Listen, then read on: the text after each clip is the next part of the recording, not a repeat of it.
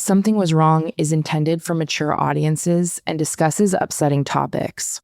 Season 24 survivors discuss violence that they endured as children, which may be triggering for some listeners. As always, please consume with care. For a full content warning, sources, and resources for each episode, please visit the episode notes.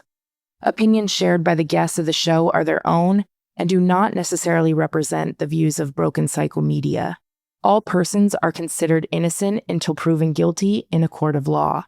Responses to allegations from individual institutions are included within the season. Something Was Wrong, and any linked materials should not be misconstrued as a substitution for legal or medical advice.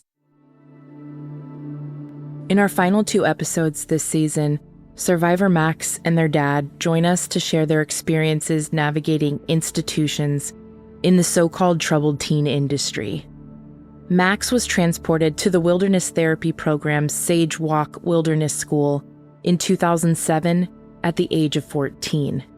Sage Walk Wilderness School began operation in Oregon in the late 1990s and served adolescents between the ages of 13 and 17 with behavioral, emotional, or academic challenges.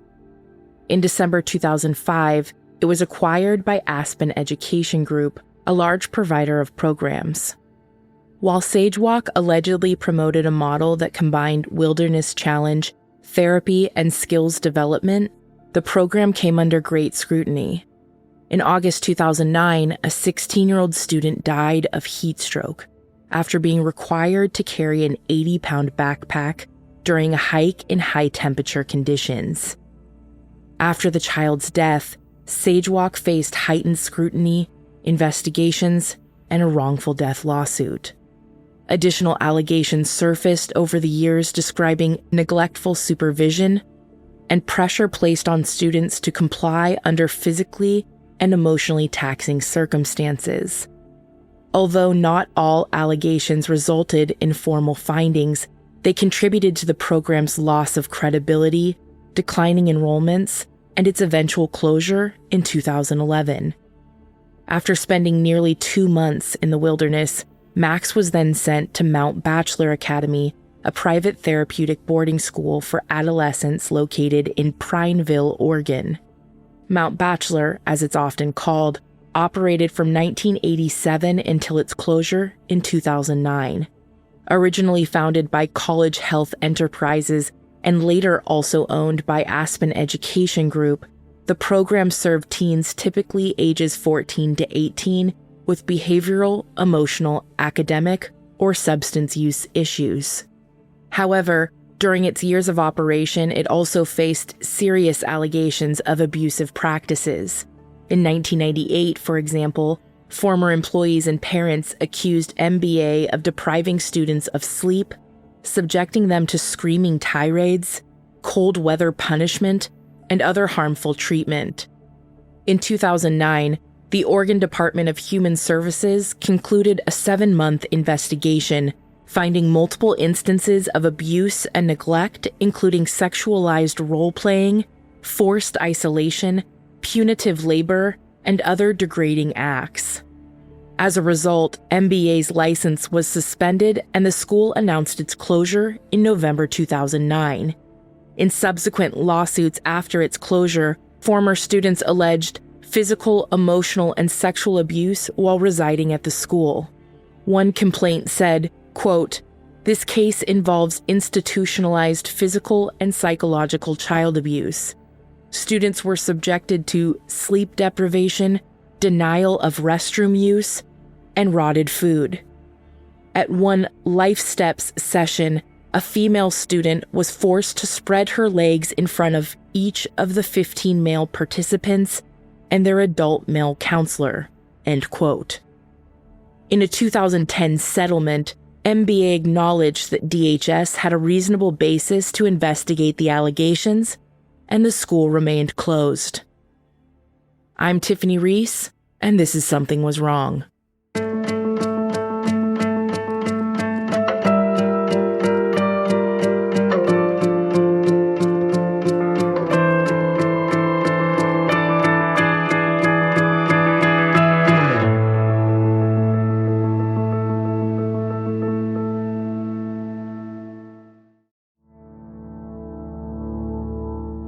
Hi, my name is Max, and I went through Sagewalk Wilderness Therapy as well as Mount Bachelor Academy in the year 2007 to 2008.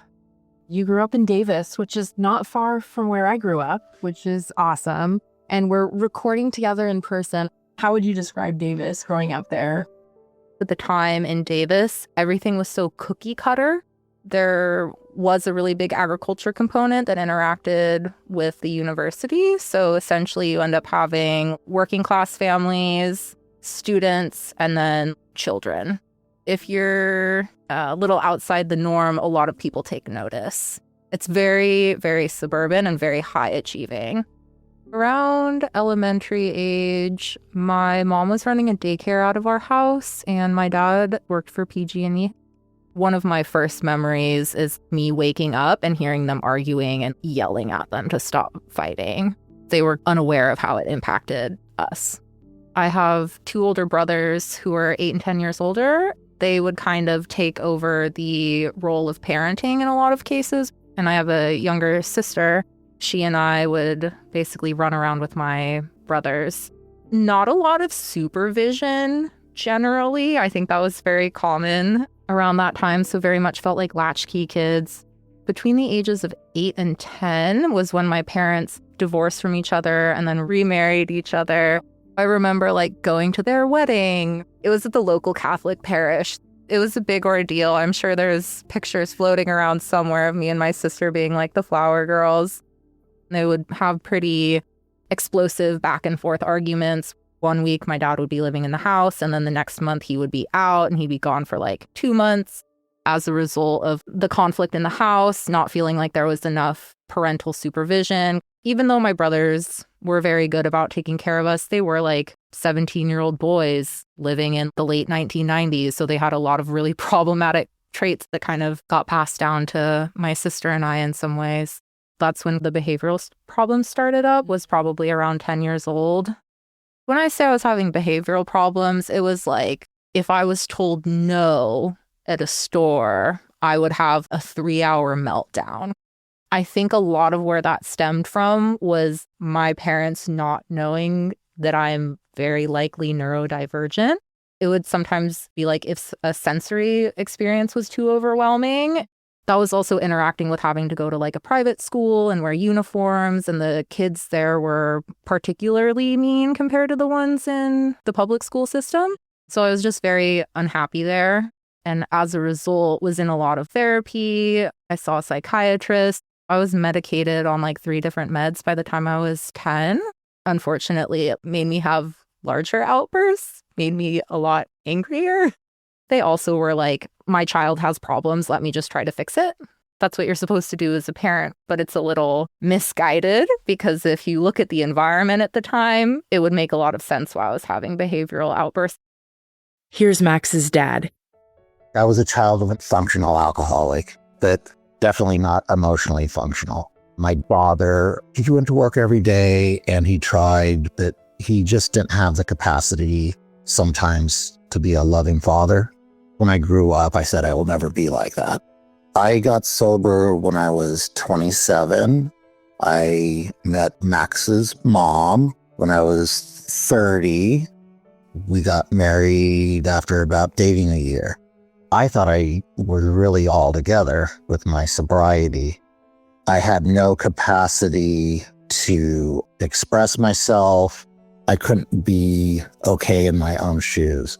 I couldn't be myself. If things were going good, it made me uncomfortable, and I would literally create a problem that would turn into a disaster so I could be comfortable. I was often depressed. I never relapsed, but there was lots and lots of yelling in the house.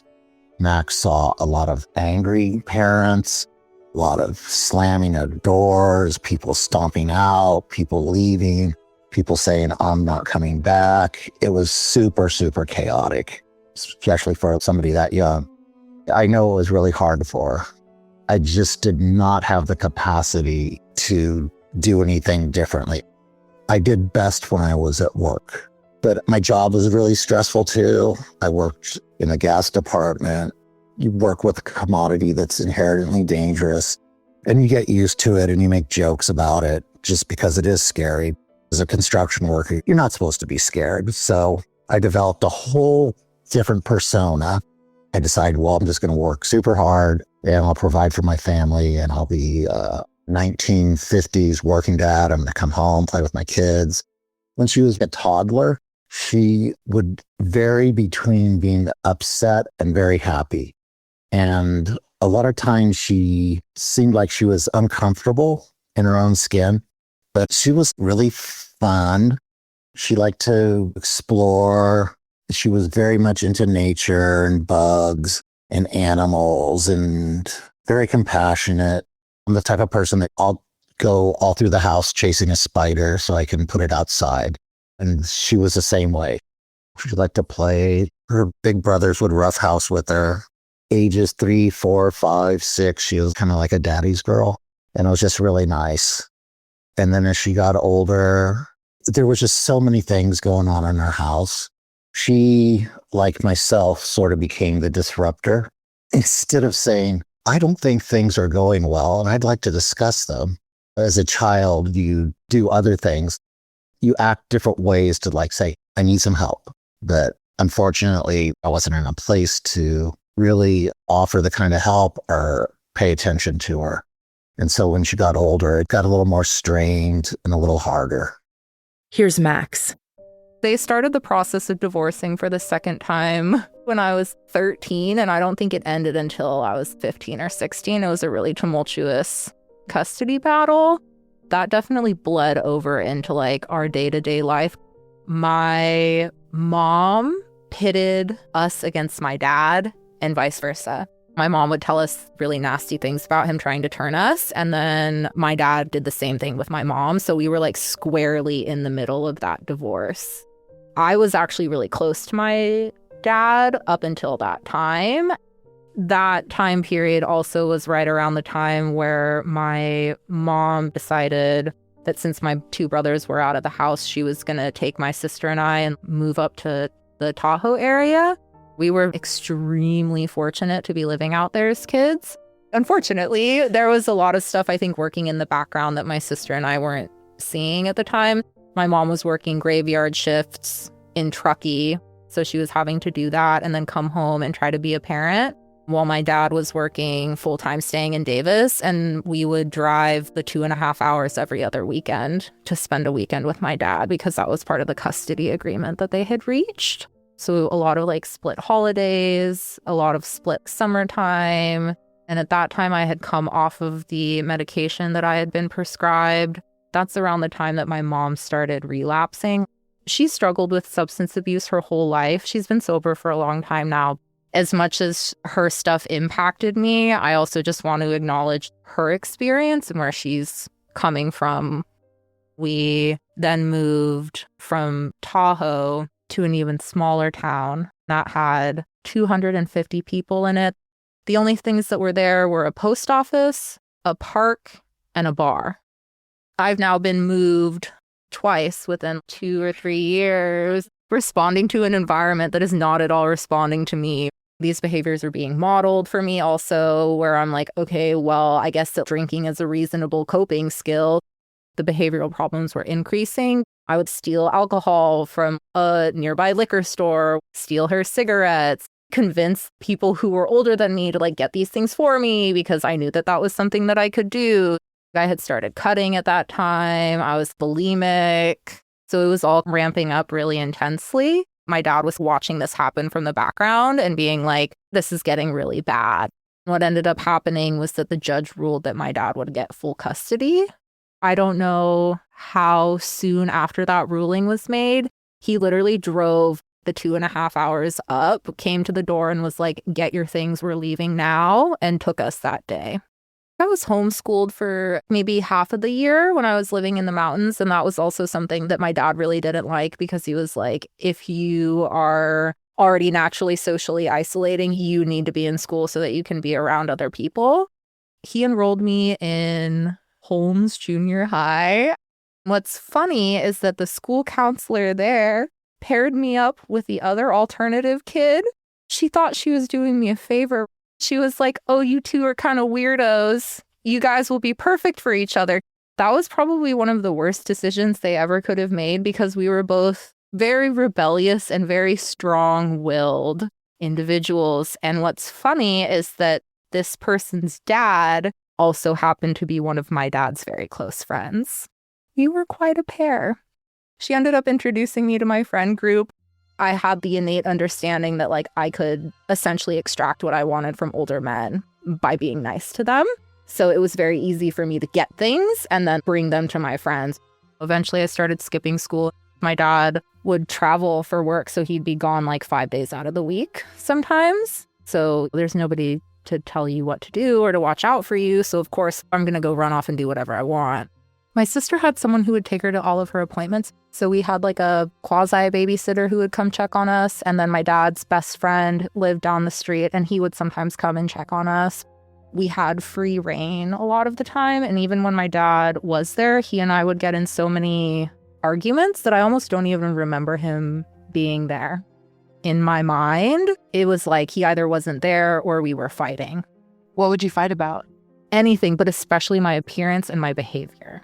Because I was dressed pretty alternatively at that point.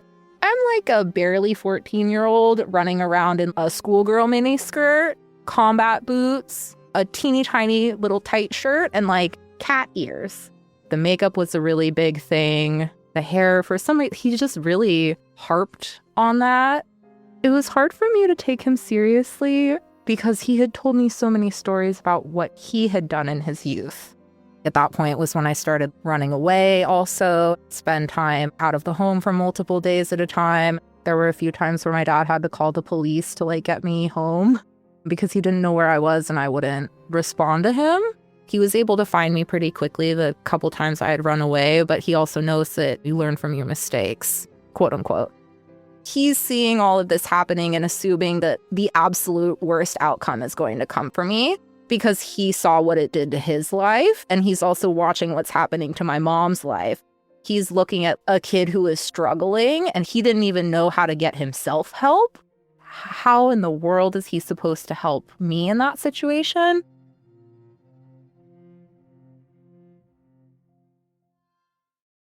Usually I'm pretty on top of my holiday shopping, but this year I'm running a little last minute.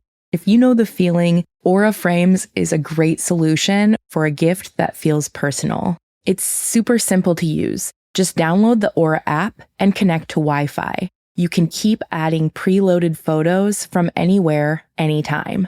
You can add a personalized message before your gift arrives, and every frame comes packaged in a premium gift box with no price tag. Also, it's the gift that keeps giving because you can continue to share photos and videos effortlessly, straight from your phone all year long. I keep my Aura frame on my desk and I love, after a trip, updating it with all my new trip photos. I also love that it's a great way to share family photos without having to do so on social media. For a limited time, save on the perfect gift by visiting auraframes.com to get $35 off Aura's best-selling Carver mat frames, named #1 by Wirecutter, by using promo code SWW at checkout. That's AURA frames.com, promo code SWW. This deal is exclusive to listeners and frames sell out fast, so order yours now to get it in time for the holidays. Support the show by mentioning us at checkout. Terms and conditions apply. Thank you so much. Here's Max's dad. As she got older, she was drinking, staying out too late. She wasn't telling me where she was. They didn't want to go to school. The stuff that started scaring me is when they would come home passed out drunk. She was doing the same kind of behavior I did as a kid. I know the feeling. I know what I did. I know the only way I quit drinking is I drove myself into the ground and became suicidal and a complete wreck. I just didn't know where her bottom was. Is somebody going to kill them? Are they going to have a car crash? Are they going to get involved with the wrong people and get in trouble? At that time, we were divorced and I had sole custody of her. You want to talk about somebody that's not prepared? I have a teen and a preteen daughter. I'm working 12-hour days. and I'm going home and I never know what's going to happen when I get home. It's pretty hard to get somebody to go see a therapist if they don't want to go. I would try to get some outside help. My friends were like, oh, I saw Max with some bad people downtown. Or I saw Max walking super late at night. You need to get your kid some help. Lots of people telling me, you have a problem on your hand and you better do something. I was also seeing a therapist at the time. I would describe what was going on and they go, you need to do something. I went to parent groups, all sorts of different groups. There was a program the police had for how do you deal with a troubled teen? What do you do with your teen if they're drinking? How did you hear about Sage Walk, the wilderness program? At the time, wilderness, it was like in the paper all the time. It was viewed positively. My therapist didn't mention that one specifically, but mentioned other programs. And then I was talking to somebody and they said, my child went to Sage Walk. It was wonderful. Only they didn't tell me the whole story. So that's how I heard about it. And then I researched it on the internet. And I'm like, okay, great. It's 28 days in the wilderness, self-discovery. It sounded very positive. It sounded like a good option to me. I was basically referred to it by people I trusted. Having your therapist co-sign it in a way, I'm sure also gave it more credibility. Oh, yeah. So we emailed back and forth. They sent me brochures. It looks like you're going off to go on a vacation. We have highly trained staff where we will individually work with your child to help them through their issues and trauma. And then I talked on the phone and they would really stress how important this was to do. The thing on the phone is it was like the sales pitch. The sales pitch is when you balk at it's going to be $25,000 plus this and that. And they can tell in your voice, they go, well, what's more important, your money or your child's life? Because that's what's at stake. They really push are you going to let your child die, basically. And then the other part is they kick you with, if you were able to do it at home, they wouldn't be here, would they? They also are telling you that you're obviously incapable of raising your own child because you're a mess. And my therapist is going, I know it's hard, but you need to do this. It was on the TV all the time. And I knew people at work that had their kids going somewhere. There wasn't any voice saying no. The only person that ever said this is a bad idea was her mom. Her mom's like, I don't want her going there. It wasn't like an easy decision. I never cry, and I was crying every night, just torn up. Like, what do I do? It'll get them out of the environment. It'll provide some structure that I can't provide. It'll be different people telling them different ways to handle situations. It didn't sound like a horrible thing. I was at my wit's end. I can't think straight. I don't know what's going to happen to my child. What was the outcome that you were ultimately hoping for Max? They would get away from the madness of myself and her mom's interactions that were still going on. They would realize there's a different way to deal with their problems, that they would get emotional help. I was really hoping they'd get a lot of psychiatric treatment. I was like, this is a therapeutic environment. They have psychologists on staff and she's going to get the best care. And I wish someone had done this for me, because I think everybody wants help when they're that bad off. They just won't say it maybe. And I thought, I'm helping her. How quickly did it happen? Like from when you spoke with them on the phone to when Max went to Wilderness? I think it was about a month. There were a couple more incidences that happened where I'm just like, okay, I don't have a choice. And did they suggest the transport service? Oh, yeah. They go, oh, you can't trust your child because they're going to run away. This is the only safe way to do it. I know it sounds bad, but it's much better for your child. That's so much bullshit. Now that I look back, it pisses me off because they take advantage of you. They know you're screwed and they're throwing you a lifeline, telling you they're professionals and they've done this for many years. And this is the safest way. If you try to take her in her car, she'll get out when you stop for gas and run away and you'll never see her. Would you mind sharing your perspective of what that was like? It's like paying people to come in your house and kidnap your child. It was the worst thing I've ever done in my life, by far. It was the worst feeling I've ever had. You're supposed to protect your kid no matter what. There's some stuff you block out of your mind, and that's one of them. Here's Max again. I was up late one night on Yahoo Instant Messenger talking to my ex. I heard my dad get up and I thought that he was going to work. Our computer at the time was in the living room. So I told my ex, be right back, turned off the computer and dipped into my room, waiting for my dad to leave. But I was noticing instead of him leaving around 5, it was a little closer to 2:33 in the morning. That was my only indication where I was like, that's strange. So I just pretended to be asleep. And then it got weirder when he came and opened my door and was calling my name. So I pretended to wake up. I don't remember if they were right behind him or if they were in the room already, but I just remember my dad telling me hey, there's 2 people here who are going to take you somewhere. You need to listen to them and go with them. He left. My thought about it was always, you had the audacity to come into my room, tell me to go with these people, and then you flee. That to me was very insulting.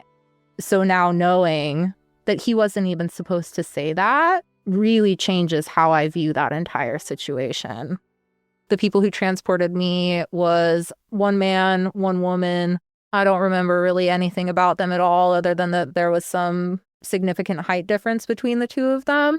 They basically told me bring a pair of clothes because I was in my pajamas. I think they told me the only thing I could bring was a notebook and a pen. And I was like, well, what about my phone? And they're like, oh, you won't need that. I just had to get in the car and go. I was scared. I had no idea where I was going. I didn't know why I couldn't talk to people. I'm just going to do what these adults tell me to do. It's one thing for me to rebel against my own parents, but then once it gets into strangers, there's too much unpredictability. I'm also the type of person, or I was at least at that point, where I was like, maybe if I put my head down and get through it, it'll be over and it will be easier for me. I was at least able to put together, this is happening probably as a result of my behavior previously. So if I show that I can be this quote unquote good, well-behaved kid, then maybe I will receive a lesser version of whatever I'm about to experience, or that behavior will essentially prove that I'm, quote, good enough to stay home. It's such a sharp interruption to your life. Your life is never the same after that one singular moment. It really changes everything, or at least it did for me. The level of trauma and PTSD I have around kidnapping and home invasions is not irrational because it's based in something, but it is an unreasonable level of fear that I have around a need for security in my own home. I have weapons by my bed because if that ever happens to me again, there is someone coming into my home with ill intent, and I am going to be as ready as I can for that. We drove all the way from Davis, California, up to Redmond, Oregon, basically straight shot. Probably with taking the break that we did, it's got to be at least 10 hours. We made one stop in Klamath Falls at a stationery shop, and they told me, don't try anything, don't try to run away, don't try to tell people that you've been kidnapped because we have papers showing that we're allowed to do this. Put it in my mind before I even got out of the car that they had total control of the situation and that anything that I could or would do would not make a difference. And did you believe them? Absolutely. Because my dad had given me to them, essentially. What do you remember about arriving to Sage Walk? We pulled up. It was in the middle of nowhere. It was just a tiny highway, this weird building with a bunch of cars parked in front of it, and then everything else was desolate. Very flat, had a lot of sage and a lot of juniper. Those were the only 2 things that really grew out there. It was end of August, beginning of September, if I'm not mistaken. That was probably the perfect time to be out there because it was after it was super hot and right before it was super cold. The transporters took me into the building, which was their intake office. I don't even know if this office was used for anything other than doing like the handoff between the transporters and the staff members, and then doing this precursory, probably just cover your ass type of medical check so that they don't get sued for something later. There were 4 other adults, maybe 3. One of them was supposedly a physician who gave me like a very brief physical height, weight, blood pressure, check the joints, reflexes kind of thing. The only thing that they made me do that felt weird to me even at the time was that the doctor actually made me like bend over in front of him so that he could put his finger on my spine. And then as I stood up, he traced it for like scoliosis. I was like, bro, can you not touch me like that? He said to me, oh, you have a slight case of scoliosis, but nothing worth mentioning. And it made me really irritated because then why would you bother saying that? What does that then mean for like the experience that I'm about to have? That statement thematically defined my experience with adults in the program, where I was just like, you're ragingly incompetent and I can't even tell you that to your face or I'll get in trouble. They made me take off any extra makeup that I had. They made me brush all the product out of my hair. They did not give me a shower. They're like, use these wet wipes to take off your makeup. After that, they put me in the back of one of those big SUV type cars. They blindfolded me and drove me, I don't know how long, down dirt roads until we got where we were going, which was literally the middle of nowhere. Blindfolding us was to like make sure that we didn't know the route out because they were so scared of us running away. When I initially stepped out of the van, I think I was teetering on delirious because all my sleep had been in the car. You get out of the car, you're in the middle of nowhere. There's nobody else in sight besides the people that you're gonna be with for the next however long of your life. There was kind of a fire pit in the middle of the camp. Off to one side, they segregated by sex. All the girls were together in one area and then all the boys were together in another area. And if the boys walked past the girls' camp or vice versa, the staff members would instruct everyone to stand up, get in a line, and turn and face away from the opposite sex so that you couldn't even see them walking past you. I remember the staff being a lot more involved than the students were in terms of introducing us to what we were having to do, because they didn't want the students to like whisper too much in my ear about stuff. We had uniforms. It was a neon orange short sleeve shirt, neon orange, yellow, and green camo pants. I remember very specifically being told, if you try to run away, you will die out here because nobody's going to be able to find you. If you take off your orange clothing, all that we had were our long johns underneath, and that blended in perfectly.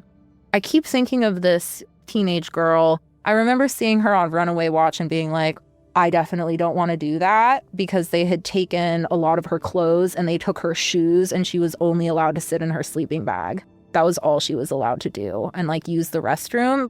We would get brand new hiking boots when we would arrive. We didn't ever have a chance to break them in. In the process of breaking mine in, my left pinky toe got completely mangled to the point where it's permanently disfigured now.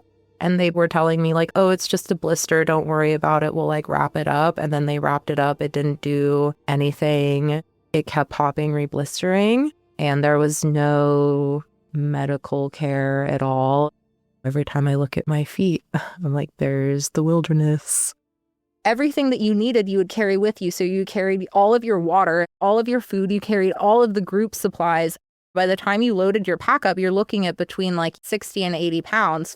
We got the once a week shower where we got the gallon of cold water and like super watered down Bronner's. All we had was the gallon. That was it. So it was like you either washed your hair or your body. I do not remember how we brushed our hair or our teeth. I hadn't thought about it until I talked to somebody who went to another program and said that they had to brush their teeth using like a mixture of water and dirt, because at least the dirt was abrasive and it would get the plaque off your teeth. We had food drops. A van would come out weekly and give you your allotted food for the week. And if you didn't ration that correctly, You basically just had to wait until the next food drop. And there weren't any instructions about how to ration your food either. In addition to the food drops, a lot of stuff around our food was controlled. We were only able to use 3 spices per meal. So we had to choose which little spice baggie we wanted to pull from, and that was very heavily monitored. It was very strange. If we couldn't bow drill fire, not only did we not get fire, we didn't get hot food. Also, you had to finish what you made. They wouldn't let you waste food. I don't remember what would happen if you did, but it was made to be like a very big deal. So if you made something that you didn't like, you were forced to eat it. There was one time where I tried to make something that they called breakfast farina. It was usually made sweet. And I was thinking like, maybe I'll try it savory. I think I put onion and something else in there, and it was absolutely disgusting because the onion wasn't cooked all the way. I could not even finish it. And I remember having to like pull the onions out and like smush them into the dirt as I was eating so that I could get through my food so that I wouldn't be punished for not finishing it. There was definitely a scarcity mindset that was impinged upon you throughout these experiences. I'm not really sure what the purpose of that was, other than establishing further control. Something that I've realized is very ironic about this whole process is increasing the scarcity around food is the opposite of what you're supposed to do when someone has an eating disorder, which was one of the reasons I was sent there. So it actually exacerbated that food scarcity issue. What was awful to see was that the staff always got hot food. The staff could make fire anytime they wanted. In terms of setting everything up, we had 1 4x6 tarp per person. That tarp is what we use to essentially create a A-frame off of a tree. And we would have to learn all these different knots to like secure everything. And we had to like run drills in the morning where we had to put all of our stuff in a very certain way, do all these things, and then get into a specific position, standing order. The staff would literally have a stopwatch and time us. And so if we didn't get it within the time, we had to undo it, wall timed, redo it, wall timed, and the process would repeat as many times as it took for us to get it right. Even when we were doing it, I was like, this is just wasting our time. It was very clear to me that it did not have a purpose other than like a system of power and control over us.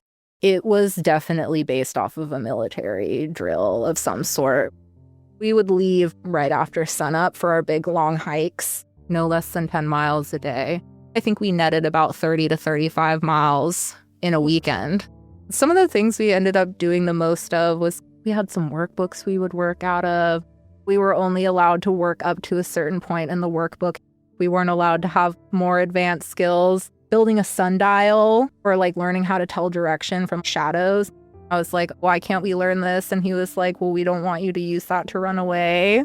And this guy who was our teacher, his name was Owl, presumably because he's the wise one coming out with knowledge.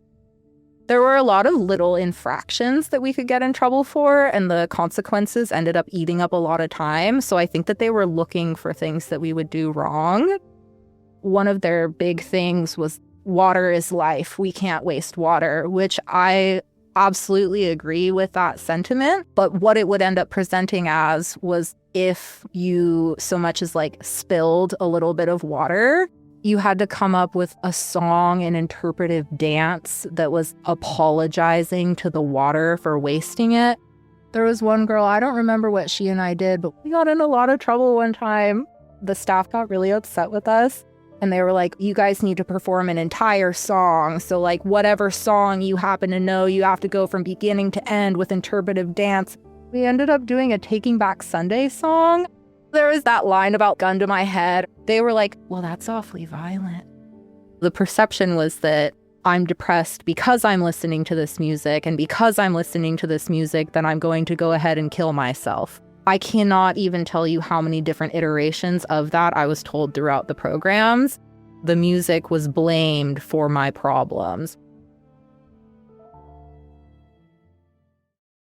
Chime isn't just another banking app. They unlock smarter banking for everyday people with products like MyPay, giving you access to up to $500 off your paycheck anytime and getting paid up to 2 days early with direct deposit. Some old banks still don't even do this. Forget overdraft fees, minimum balance fees, and monthly fees. Chime turns everyday spending into real rewards and progress. It's the new way to build credit history with your own money and get rewarded every single day. Chime is changing the way people bank, and it's built for you, not the 1%. Imagine cash back and credit building with your own money, finally on the same card. Chime is not just smarter banking, it's the most rewarding way to bank. Join the millions who are already banking fee-free today. It just takes a few minutes to sign up. Head to chime.com/SWW. That's chime.com/SWW. Chime is a financial technology company, not a bank. Banking services and debit card provided by the Bancorp Bank N.A. or Stride Bank N.A. Members FDIC. Spot and eligibility requirements and overdraft limits apply. Timing depends on submission of payment file. Fees apply at out-of-network ATMs. Bank ranking and number of ATMs according to U.S. News and World Report 2023. Chime checking account required. How much older were these staff members than you guys? I think they were in their early 20s. There was maybe one who was in her 30s. Was there any sort of counseling, group therapy? That's a funny question to me. I would not be surprised if they sold it as the land will heal your child type of shit, where it was like these mentors will guide through and the experience of being outdoors, your love for life will be rejuvenated. A lot of the stuff at Sage Walk was heavily culturally appropriated from Native American culture. I don't think that they had a lot of target goals or promises that they made parents outside of these big sweeping claims. Your child will be recognizable again after this because blah, blah, blah. I never saw anyone who would have been the licensed therapist, as far as I know. I never was put on any type of plan. Max is in wilderness and they're at a point where you're finally able to communicate with them. Was it phone at all during wilderness or was it just letters? It was letters. Were you able to really tell that anything was wrong based off of the letters coming home? They were kind of like scripty. My kid doesn't talk like that. It was kind of like when you write a composition in English, you have your opening and then you have a couple points and then you have your closing. She described something that happened that wasn't good. And so I called Sage Walk about it. And they're like, that's just them trying to get home. Don't believe anything they say that's negative. Before I even got any sort of negative feedback from Max, they already told me it's very common for your child to make up stories and say things that aren't true about wilderness so that you'll come and get them. For you, what do you think was the hardest part? Honestly, it was dealing with that staff member, Monsoon. She was one of the staff leads. She was a little bit older than the other folks who worked there, and she definitely had more of a iron grip type of approach to things. My recollection is that she made my life really difficult for no reason. She was looking through one of my journals that I was writing, and I was wondering what it would be like to fall off the edge of a cliff. Looking down the edge of a cliff, being like, wonder about that. She read this and took it as me wanting to kill myself, so she put me on suicide watch for 10 days. She monitored anything that I wrote. She listened really closely to anything that I said, and we had this really stupid check-in system where she would be like, on a scale of 1 to 10, how much do you want to kill yourself right now? She would ask me that multiple times throughout the day in front of everybody else, and I'm like, I never wanted to kill myself in the first place, but now I'm at a fucking 10, Monsoon. But you can't say that. That was 10 days of that. And then we had a phrase, you always want to start a hike when you're a little bit cold, because if you start when you're warm, by the time you're actually moving, you're going to be really hot. I was really cold one morning and I was like, I don't want to start cold, so I'm going to keep my little long johns on under my pants.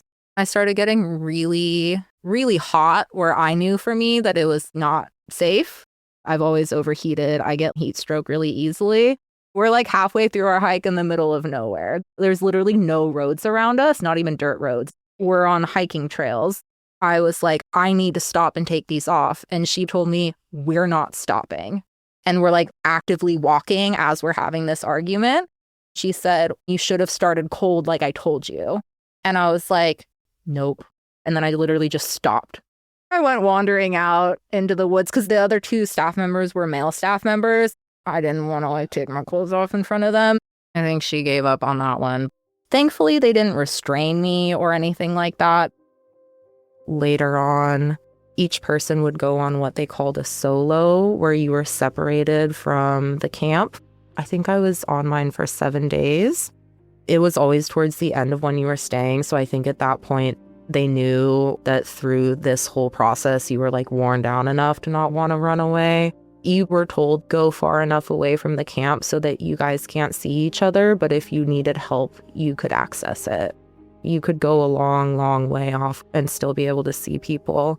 I think I spent the first 4 days of it just crying.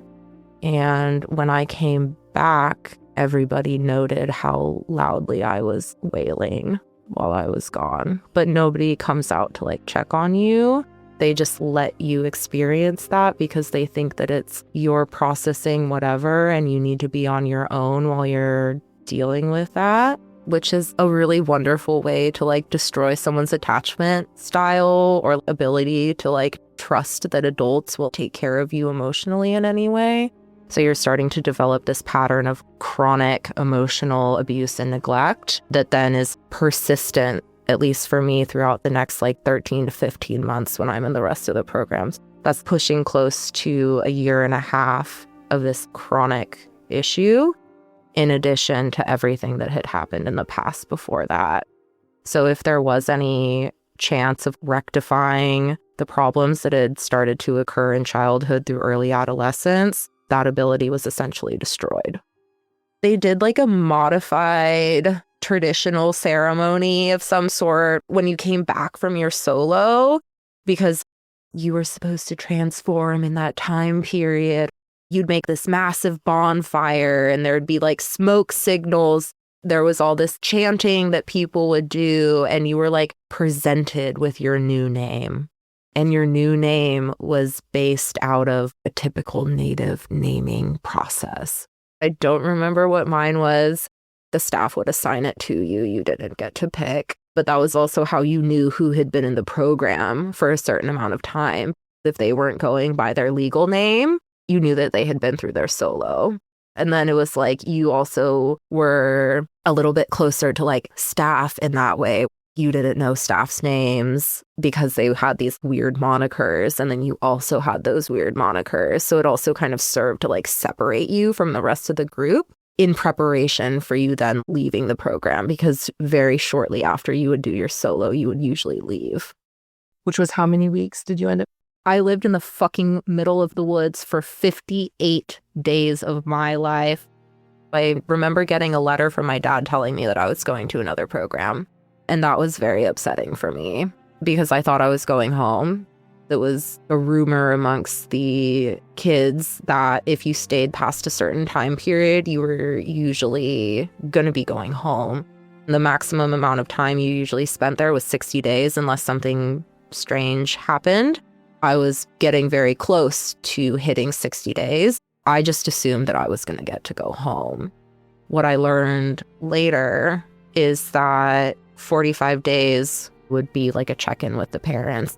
What do you want to do with your kid, essentially? From what my dad has told me, they would try to use fear tactics to manipulate the parents into sending them to another program. And to be fair, looking at my teenage self, I would have been very concerned as well.